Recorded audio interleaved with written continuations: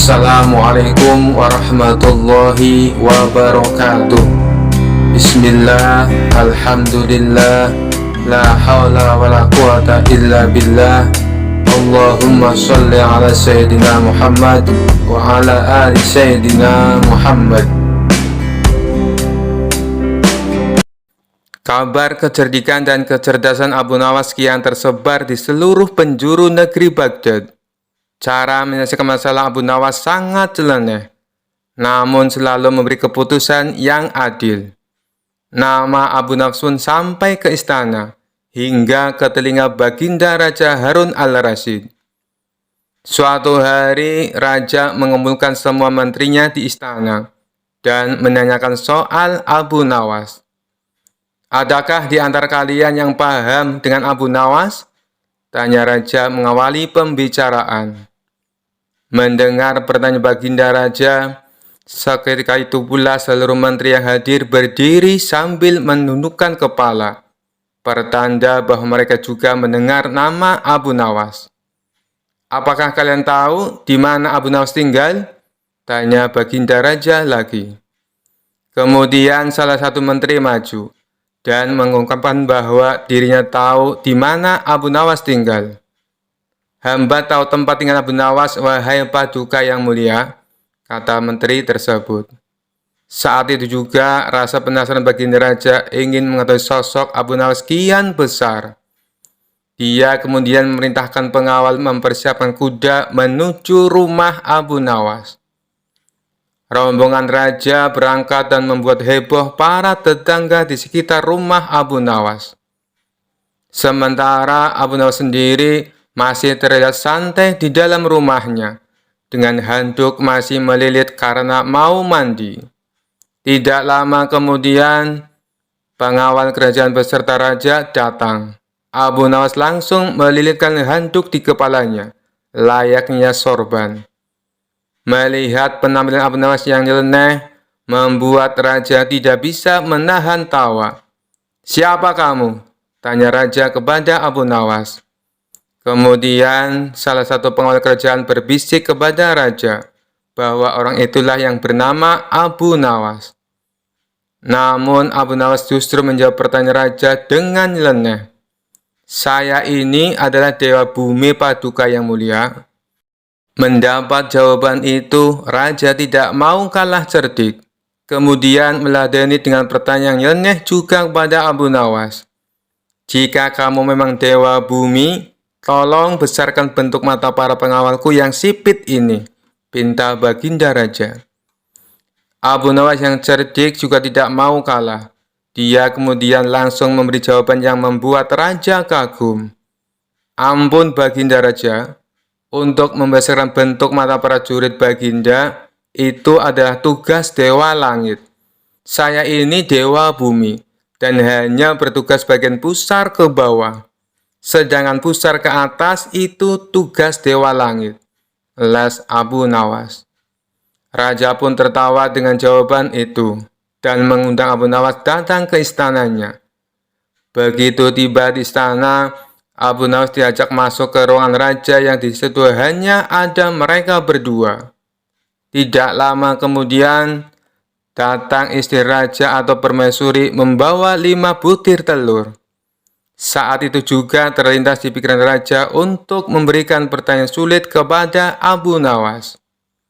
"Hei Abu Nawas, tolong bagi 5 butir telur ini kepada 3 orang secara adil tapi tanpa dipecah," tantang Baginda Raja. Tentu saja perintah itu membuat Abu Nawas harus berpikir keras. Namun karena dia sangat cerdas, perintah itu pun langsung dijalankan oleh Abu Nawas. 1 telur untuk Baginda, karena Baginda Raja sudah memiliki 2 telur. Kemudian 1 telur untuk hamba, karena hamba juga sudah punya 2 telur. Dan yang terakhir untuk permaisuri 3 telur, karena beliau sama sekali tidak punya telur, kata Abu Nawas. Sejenak Baginda Raja terdiam. Ia masih bingung dengan maksud jawaban Abu Nawas. Tidak lama kemudian, Raja menyadari maksud ucapan Abu Nawas. Dia pun langsung tertawa terbahak-bahak bersama sang permaisuri. Kamu memang cerdas, Abu Nawas. Ini ada hadiah untukmu, karena kau telah berhasil membuat kami terhibur, ujar Baginda Raja. Sejak saat itu, Abu Nawas selalu diundang Raja untuk menemaninya sekaligus memberikan perjalanan sulit kepada Abu Nawas. Suatu hari Baginda Raja merasakan suntuk. Ia ingin keluar istana untuk menghilangkan rasa jenuhnya. Maka dipanggillah Abu Nawas untuk menemani sang raja jalan-jalan. Singkat cerita, Abu Nawas dan Baginda Raja memulai perjalanannya. Saat dalam perjalanan, Abu Nawas selalu bercerita yang membuat Baginda Raja terhibur. Ketika melintasi tepian pantai, mereka berdua berhenti sejenak untuk beristirahat. Baginda Raja lalu membasuh muka dan tangannya dengan air laut. Langsung terbesit dalam benaknya akan sebuah pertanyaan.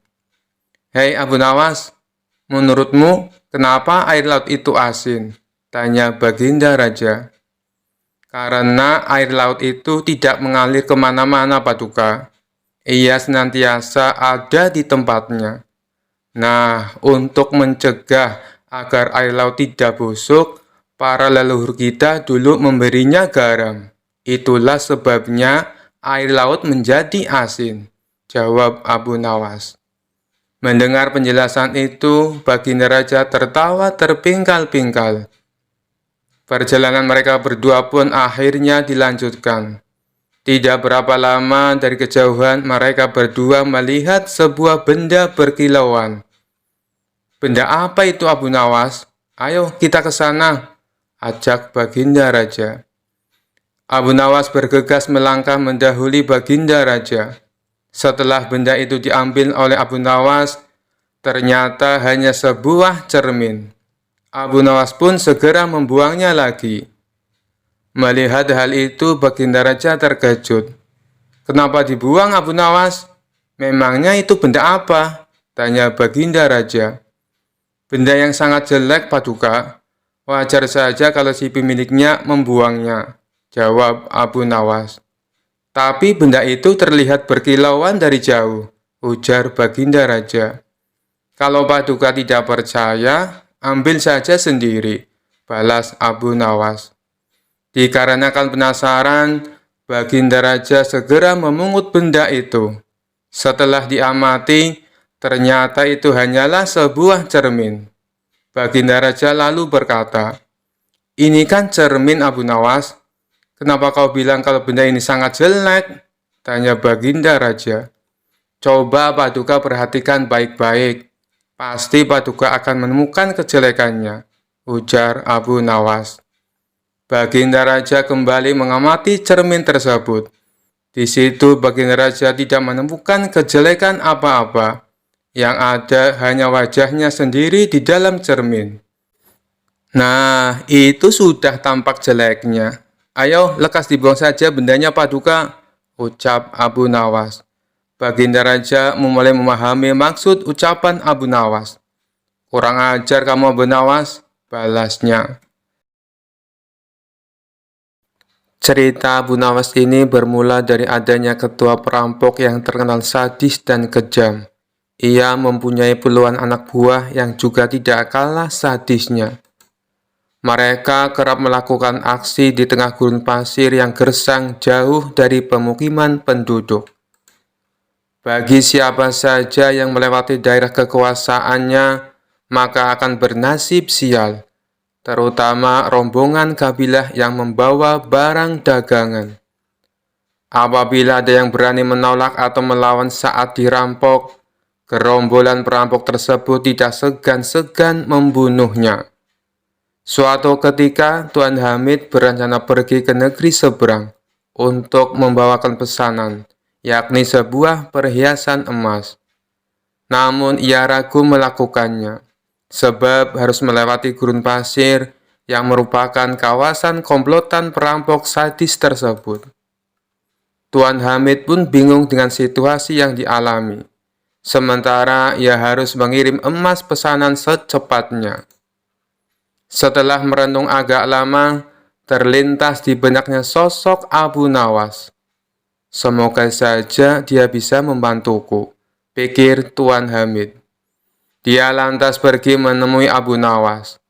Sesampainya di rumah Abu Nawas, Tuan Hamid lalu mengungkapkan permasalahannya. Wahai Abu Nawas, aku bingung dengan situasi yang sedang aku alami. Barangkali kamu bisa membantuku, ujar Tuan Hamid. Masalah apa yang membuatmu bingung? Tanya Abu Nawas. Begini Abu Nawas, besok aku harus mengirim perhiasan emas ke negeri seberang. Tapi aku takut karena harus melewati gurun pasir yang menjadi tempat komplotan perampok sadis. Aku dengar siapapun yang melewati daerah itu pasti hartanya dirampok sampai ludes. Kalau menolak akan dibunuh, ucap Tuan Hamid. Menurutmu apa yang harus aku lakukan? Tanya Tuan Hamid mengimbuhkan. Sejenak Abu Nawas terdiam. Dalam hati ia berkata, mereka memang perampok yang sadis. Aku dengar tidak ada yang bisa selamat melewati daerah itu, kecuali dengan pertolongan Allah Subhanahu wa Ta'ala. Ya sudah, begini saja Tuan Hamid, aku akan membantumu. Biarkan aku yang melakukan tugas itu, ucap Abu Nawas. Maksudmu, kau yang akan mengantar emasnya? Tanya Tuan Hamid. Benar Tuan Hamid, itu pun kalau Tuan mengizinkan, jawab Abu Nawas. Tentu saja Abu Nawas, aku justru berterima kasih. Kalau kau berhasil menjalankan tugas ini, akan aku beri hadiah, kata Tuan Hamid kegirangan. Singkat cerita, berangkatlah Abu Nawas membawakan emas Tuan Hamid. Dia ikut rombongan kabilah besar yang sama-sama menuju negeri seberang. Saat tengah malam tiba, sampailah mereka di tengah gurun pasir yang merupakan daerah komplotan perampok sadis. Dari kejauhan, Abu Nawas melihat ada gubuk kecil yang dihuni oleh satu orang. Maka terlintaslah di benaknya sebuah ide untuk menyelamatkan emas yang dibawa. Sebelum dihadang para perampok, lebih baik aku titipkan emas ini kepada orang penghuni gubuk itu, pikir Abu Nawas. Ia pun segera memisahkan diri dari rombongan dan berjalan menuju gubuk itu. Kawan, bolehkah aku menitip garang ini sebentar? Tanya Abu Nawas. Orang penghuni gubuk itu menjawab, oh silakan, taruh saja di dalam. Setelah menitipkan emas, Abu Nawas lalu mengejar rombongannya dan kembali berjalan bersama para kabilah. Tidak lama kemudian, tiba-tiba komplotan perampok muncul menghadang dengan pedang terhunus di tangannya. Serahkan semua barang kalian. Jangan ada yang tersisa. Bila kalian melawan atau menolak, kami tidak segan-segan membunuh kalian, ancam komplotan perampok sadis itu.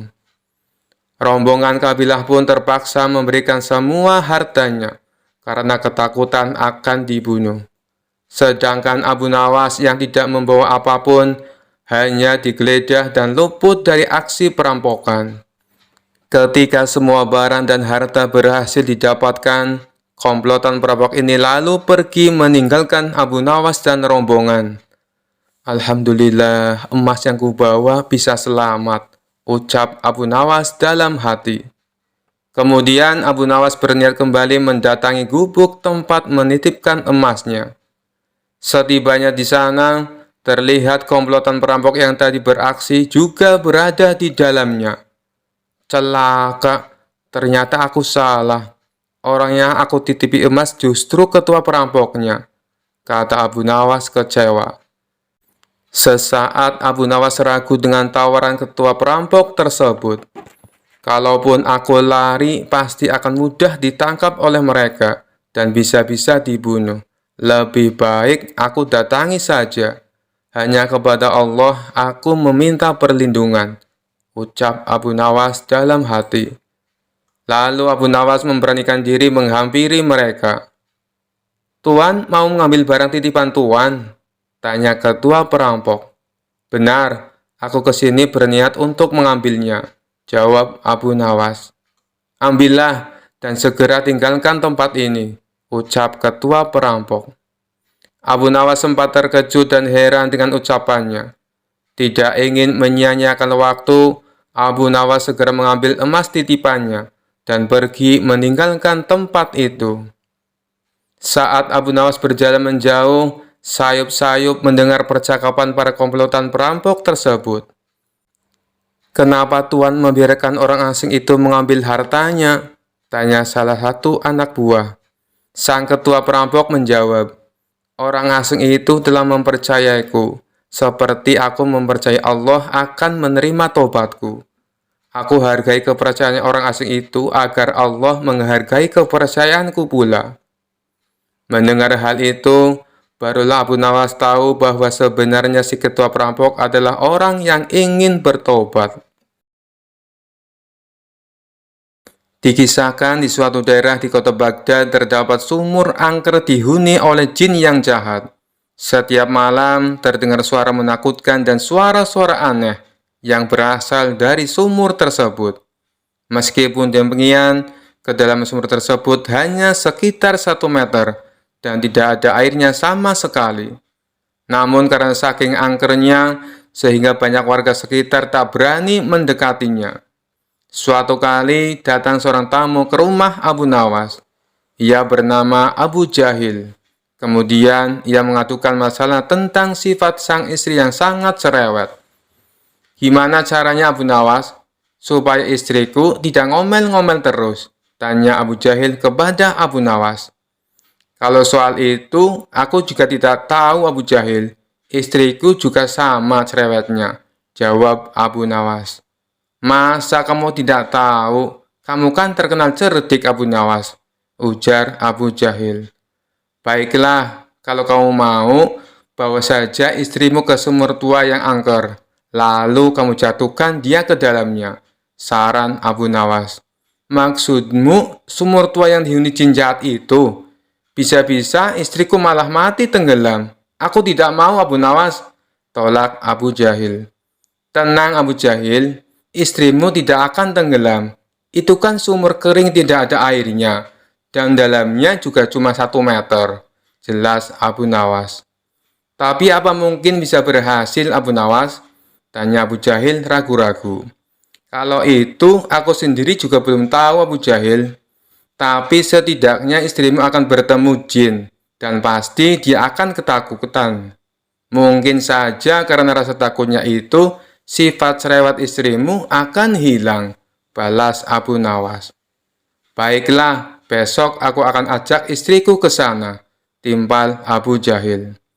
Singkat cerita, pergilah Abu Jahil dan istrinya menuju sumur angker yang dimaksud. Sesampainya di sana, Abu Jahil segera mendekati bibir sumur. "Wahai istriku, lihatlah, di dalam sumur ada perhiasan emas banyak sekali," teriak Abu Jahil berpura-pura kaget. Mendengar hal itu, sang istri tak sabar ingin ikut melihatnya. Setelah sang istri berdiri tepat di depan sumur, Abu Jahil langsung mendorongnya. Sang istri pun terjatuh ke dalam sumur. Bukannya berteriak ketakutan, sang istri malah mengomel terus-terusan tanpa berhenti. "Mana emasnya? Aku tidak melihatnya sama sekali," omel sang istri. Dan ketika jin penghuni sumur mencoba menakuti istri Abu Jahil, ia malah kena semprot omelannya. "Kamu pasti yang menyembunyikan emas. Cepat berikan padaku. Ayo cepat berikan," teriak istri Abu Jahil. Karena tak kunjung mendapatkan emas, sang istri terus saja mengomel. Tidak lama kemudian, muncul sosok bayangan hitam keluar dari sumur. Rupanya sosok itu adalah jin penghuni sumur tersebut. Jin itu lalu mendekati Abu Jahil dan berkata, "Cepat angkat istrimu dari tempatku. Aku tidak tahan mendengar omelannya," ancam jin tersebut. Dengan penuh ketakutan, Abu Jahil langsung mengangkat istrinya dari sumur angker itu. Pada esok harinya, Abu Jahil kembali menemui Abu Nawas dan menceritakan peristiwa yang dialaminya. Spontan Abu Nawas tertawa terpingkal-pingkal. Ternyata istrimu lebih cerewet daripada istriku. Jin saja sampai tak tahan mendengar omelannya. Seloroh Abu Nawas sambil terus tertawa. Diceritakan ada seorang pertapa suci yang ingin menyadarkan Abu Nawas akan tingkah konyolnya. Menurut dia, apa yang dilakukan oleh Abu Nawas tidaklah mencerminkan manusia yang memiliki etika moral kesopanan. Dia juga ingin menunjukkan bahwa keyakinan yang dianutnya selalu mengedepankan etika normal kesopanan. Tujuan si pertapa suci melakukan hal itu tidak lain dan tidak bukan supaya Abu Nawas tertarik dan mengikuti keyakinannya. Singkat cerita, maka berangkatlah si pertapa suci ke rumah Abu Nawas. Sesampainya di sana, ia langsung mengetuk pintu rumah Abu Nawas. Tatkala Abu Nawas membukanya, ia terkejut melihat seorang pertapa suci datang berkunjung. Lalu Abu Nawas mempersilakan masuk dan menanyakan maksud tujuan kedatangannya. Si pertapa suci secara terang-terangan mengatakan bahwa dirinya ingin mengajari Abu Nawas tentang etika norma kesopanan dalam bermasyarakat. Wahai Abu Nawas, di dalam agama saya penuh dengan cinta kasih, dan memuliakan orang lain adalah suatu keharusan, kata si pertapa suci. Begini Tuan, meskipun saya seorang Muslim, saya tetap akan menghormati keyakinan Anda, dan saya tetap akan memuliakan Anda sebagai tamu saya, balas Abu Nawas. Rupanya di sepanjang obrolannya si pertapa suci tak henti-hentinya mendoktrin Abu Nawas untuk ikut ke dalam keyakinannya. Melihat gelagat seperti itu, Abu Nawas malah menggunakan kesempatan tersebut untuk mengerjai si pertapa suci. Tentunya dengan cara-cara yang konyol. Bagaimana kalau kita makan dulu? Tawar Abu Nawas. Oh, baiklah. Saya juga sudah lapar, balas pertapa suci. Abu Nawas lalu membawakan 2 piring kosong dan 1 nampan yang berisi 2 daging. Di mana kedua daging tersebut yang satu berukuran kecil dan satunya lagi berukuran besar. Kemudian Abu Nawas memberikan piring kosong untuk pertapa suci dan untuk dirinya. Setelah itu, Abu Nawas mengambilkan daging kecil ditaruh di piringnya si pertapa suci. Sedangkan untuk dirinya adalah daging yang besar. Bukan begitu cara yang benar, wahai Abu Nawas. Itu tidak sopan dan tidak beretika, tutur pertapa suci. Berarti caraku ini salah, tanya Abu Nawas berpura-pura. Ya Abu Nawas, itulah tujuanku ke sini untuk mengajarimu bagaimana cara yang benar menghormati seorang tamu, jawab pertapa suci. Oh, begitu ya, balas Abu Nawas sambil mengembalikan kedua dagingnya ke nampan. Boleh aku bertanya? Apa yang kau lakukan jika kau menjadi aku? Tanya Abu Nawas lagi. Begini caranya Abu Nawas, aku akan mengambilkan daging yang besar untukmu, kata si pertapa suci. Abu Nawas pun mengikuti dengan mengambil daging yang besar dan ditaruh di piringnya sendiri. Lalu aku akan mengambil daging yang kecil untuk diriku sendiri, lanjut pertapa suci. Abu Nawas menurutinya dengan mengambil daging yang kecil dan menaruhnya di piring pertapa suci. Silakan dimakan, ucap Abu Nawas langsung menyodorkan. Abu Nawas langsung memakan daging yang besar yang berada di piringnya, dan si pertapa suci terpaksa hanya mendapatkan daging yang kecil untuk dimakannya. Setelah selesai makan, Abu Nawas berkata, bukankah hasilnya sama saja dengan yang aku lakukan di awal tadi? Celetuk Abu Nawas. Tak lama Abu Nawas kembali berkata, apakah kau tahu tata cara makan? Tanya Abu Nawas. Oh, itu sangat mudah. Pertama, saya memanjatkan syukur atas rezeki yang aku dapatkan. Setelah itu, aku memakannya dengan perlahan, serta mengunyahnya dengan mulut tertutup. Jawab pertapa suci dengan yakin. Yang kamu lakukan itu salah. balas Abu Nawas. Kenapa salah? Itu sudah sesuai etika dan norma cara menghormati sebuah makanan, ujar Pertapasuci tidak terima. Jelas saja itu salah. Harusnya kamu teliti dulu, apakah makanan yang kamu dapatkan dari cara yang halal atau cara yang haram. Bila kamu makan makanan yang haram dengan 1000 adab sekalipun, maka itu tidak akan memberi manfaat sama sekali.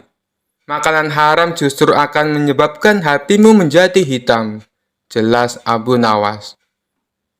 Merasa dirinya malah dipermainkan Abu Nawas, si Pertapasuci akhirnya pamit pulang dan pergi meninggalkan rumah Abu Nawas. Sekian dulu perjumpaan kita kali ini. Sampai bertemu lagi di kisah-kisah selanjutnya. Terima kasih yang sudah subscribe dan setia menonton channel ini. Wassalamualaikum warahmatullahi wabarakatuh.